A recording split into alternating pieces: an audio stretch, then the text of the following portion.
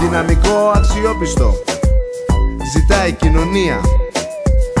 Γίνε παραγωγικός, βελτίωσε την οικονομία. Επένδυσε στη γνώση, ο πρώτος σου στόχος. Προγραμματισμός, οργάνωση, αν θέλεις να είσαι και ο πρώτος. Εκπαίδευση.